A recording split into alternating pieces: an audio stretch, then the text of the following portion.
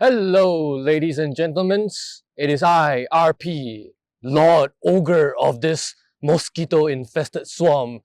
Yes, I am wearing my jacket and my RP branded bucket cap because I'm being bitten by a lot of mosquitoes in this godforsaken place in the middle of nowhere.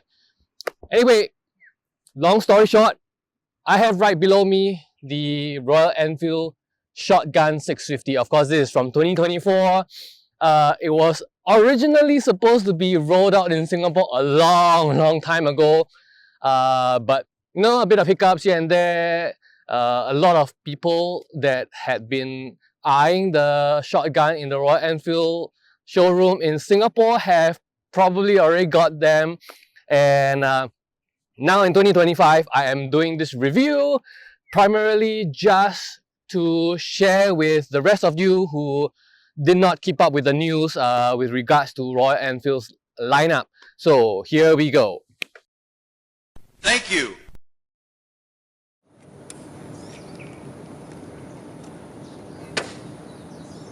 Shotgun.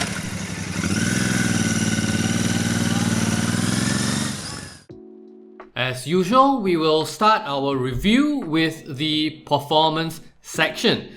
The shotgun comes with a 648cc oil-cooled parallel twin engine that puts out 46 horsepower at 7,250 RPM and 52 Newton meters of torque at 5,650 RPM.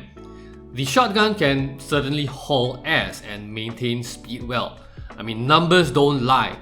And on top of that, the Shotgun 650 has a very wide and forgiving power band and gearing, making the power delivery and ride extremely smooth. There is no herky-jerkiness when accelerating or when slamming the throttle shut. But this also means that on the flip side, the shotgun's power isn't the most exciting thing for a rider who has dabbled with a decent variety of bikes. Getting to the fun bits requires cranking the throttle hand back quite a fair bit, and the lack of a responsive or peppy 0 to 100 experience can feel a bit underwhelming to people expecting a power cruiser based on its image. Despite weighing more than the 226kg wet weight of the Kawasaki Vulcan S, the 240kg wet weight of the shotgun has a taller final gearing that doesn't help. On the other hand, while I generally don't favor cruisers because of how unwieldy they tend to be, the handling on the shotgun is a charm by comparison. At nearly any speed up to 100 km per hour, it is deceptively agile despite how long it looks. It doesn't have the smallest turning radius at full handlebar lock, but it felt easy to hold it in a lean. I think scraping the footpeg feelers are going to be a pretty common occurrence even by incredibly novice riders. They managed to achieve this by swapping out the 19-inch front and 16-inch rear found on the Super Meteor for the 18-inch and 17-inch alloy wheels respectively, which allows for a shorter trail and wheelbase. I think that and the pretty stiff and rigid suspension also helps in that perception of nimbleness. It also does a good job of preventing the front end from diving under hard braking. This, combined with the hefty weight, low profile weight distribution, and the sharp profile of the stock C80 Zoom tires, makes the shotgun one of the most stable and planted bikes I've ever handled. And it gave me a lot of confidence in turns, even in low traction environments. One amusing thing I found, however, is that the rear brake is unusually bitey. This isn't a bad thing, but it can take new owners a bit off guard when they first get on it, until they learn to be very gentle and smooth with the brake pedal instead of just slamming their foot like Spartan diplomacy. This is Sparta! Lastly, I was getting a fuel economy of 23 km per litre on its 13.8 litre tank, which I was pleasantly surprised by considering Royal Enfield was advertising it at 22 km per litre. I did try to keep about 70% of my riding within the power band indicated by the eco light on the dash, and I did test it at a 60:40 ratio of expressway to city riding. You're gonna expect a rough total range of about 315 kilometers on a full tank and running it all the way down to your last drop of petrol.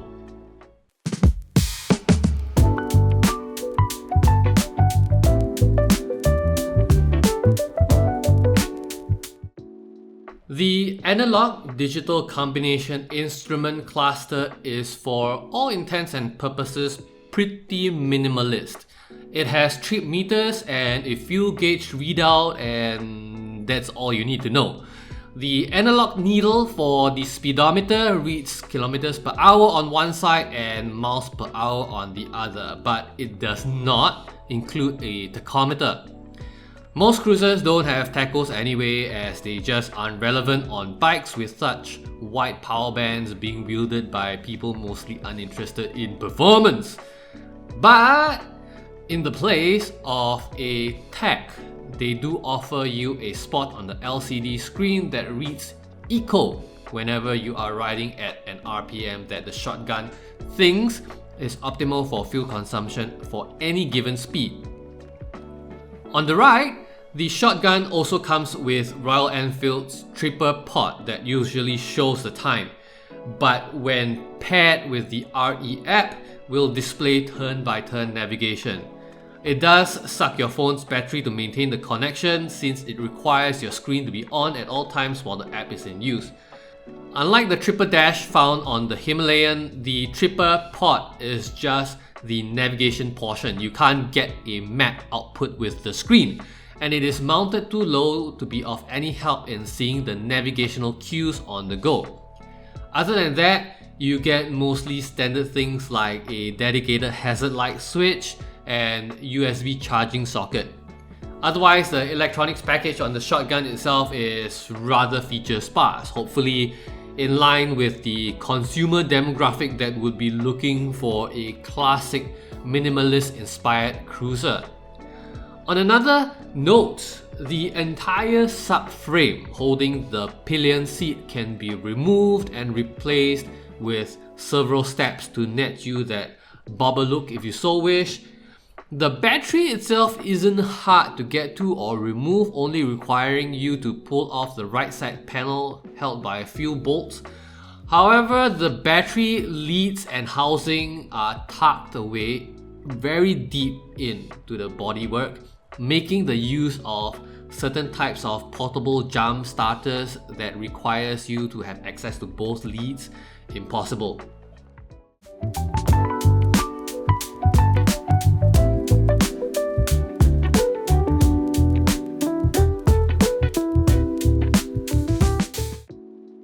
The ergonomics of the shotgun are a bit of a mixed bag for me. First off, I stand at 177 centimeters tall with a 85 centimeter inseam.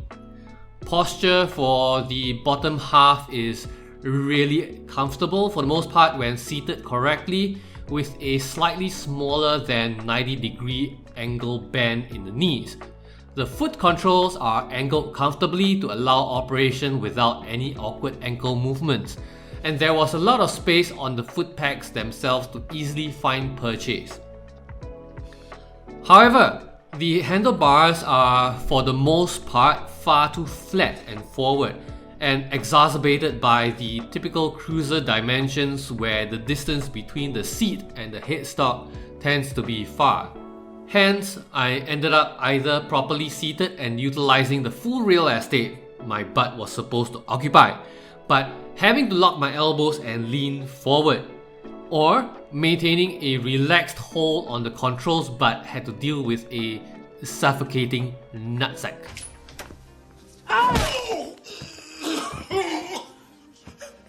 Unless you're highly into the custom bobber scene where looks are more important than comfort, I do recommend getting a handlebar suited to your stature, as I highly doubt the vast majority of the Singapore market have the orangutan arms suited for the stock handlebars. In fact, I highly recommend just taking the bars from the Super Meteor and putting it on the shotgun instead. It works with very little adjustment to the cables as far as I can see.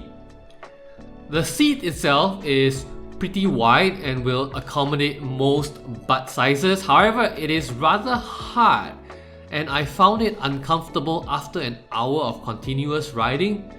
I also found the position of the foot pegs and kickstand to be pretty inconveniently placed on top of each other, making it a bit of a nuisance to find the kickstand arm with my left foot without building that muscle memory. It was something that wasn't a problem on the Super Meteor but seems to be overlooked when they use the same frame for the shotgun. On the flip side, the bike doesn't vibrate as badly as many other cruisers, I'm looking at you Harley, that I've ridden before at a cruising speed of 80 to 100 km per hour. Quite happy to report that 2 days later and my fingertips and toes are rather free of tingling sensations. The rear suspension is, suffice to say, a little challenging to get used to. It's a lot stiffer than I expected out of a full suspension cruiser. On a smooth, well-maintained road, it is perfectly fine with the preload cranked all the way down as it was set when I took over the bike. But on Indian roads... Was that insulting? On bumpy roads, even the lowest preload setting was hardly enough to make it palatable. I couldn't ride through potholes and speed bumps without facing the obstacles like a typical car driver.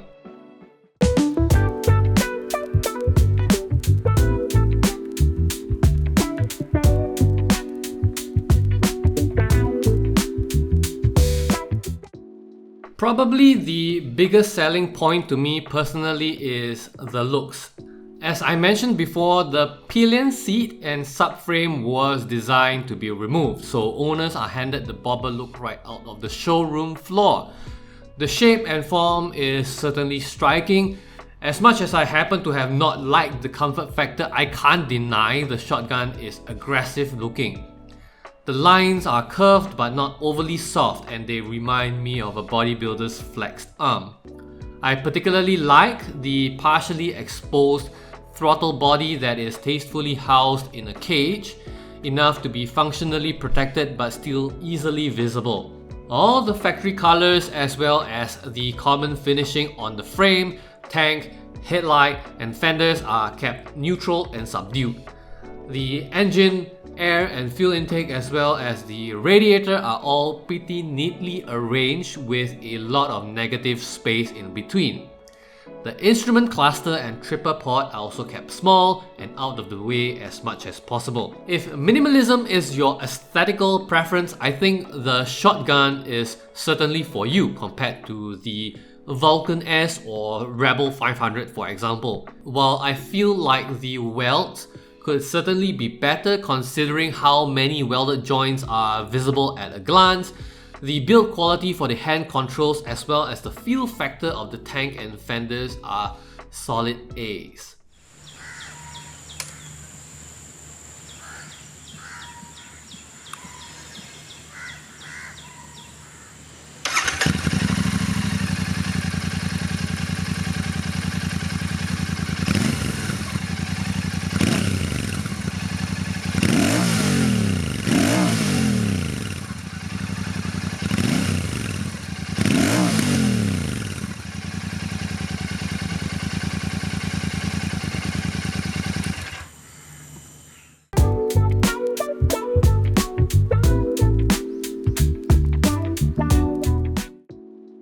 I know the shotgun shares the same frame and engine as the Super Meteor and that I have never actually test-ridden the Super Meteor myself other than sitting on it.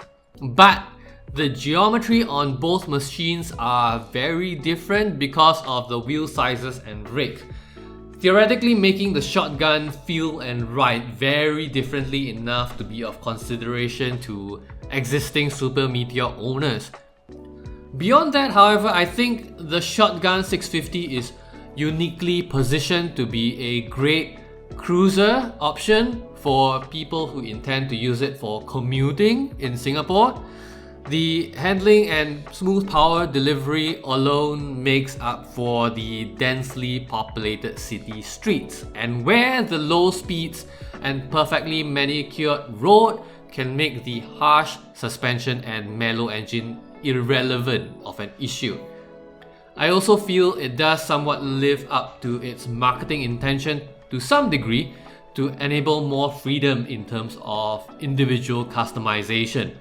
Hard points and most of the electrical harness are all clearly visible and unobstructed as much as possible.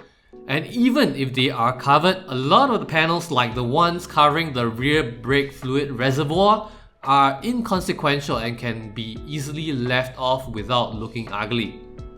Basically, the Shotgun is an easy machine to work with and an easy ride for older returning riders who want to get their feet back in again on something more interesting than the low-end bracket of commuters, including RE's own range of 350s, but not as intimidating as anything in Harley's lineup. Outside the brand, however, the aging Kawasaki Vulcan S or the upcoming QJ Motors SRV 700 are literally its only competition in Singapore at the moment. At a machine price of 17,100 Singaporean dollars, it is actually pretty darn cheap. Remember, the Vulcan S was already selling at 16,500 10 years ago in 2015, and the only Vulcans you are going to find locally are nearly on their last legs despite being a better machine. A brand new 2022 parallel import is going to be much more expensive in 2025. And the SRV 700 is a relatively untested machine that I expect to cost just as much as the Shotgun anyway, if Malaysian prices are anything to go by. So, what do you think about my review of the Royal Enfield Shotgun 650? Do you think it would be a good fit for your stable, especially those of you who are currently owners of the Royal Enfield Super Meteor from back in 2023? I mean, a lot of Royal Enfield owners generally have pretty itchy fingers, itchy backsides that when they see something new, they are very keen on upgrading. And of course, as I have mentioned before, the Shotgun 650 is indeed a very handsome looking bike. So leave your thoughts and comments down in the comment section below. And if you enjoyed this video, do support my channel by giving a like and subscribe, and click my links in the description. Go to my website. I have a merch store where I sell bucket hats like this. This is made of denim, and cool hoodies and t-shirts, stickers, keyboard mats. Show your support because every cent helps to keep me going, put food on my table so I don't die and stuff, and stop producing content for you. This is RP. Hope you enjoyed this video. Peace out and bye-bye.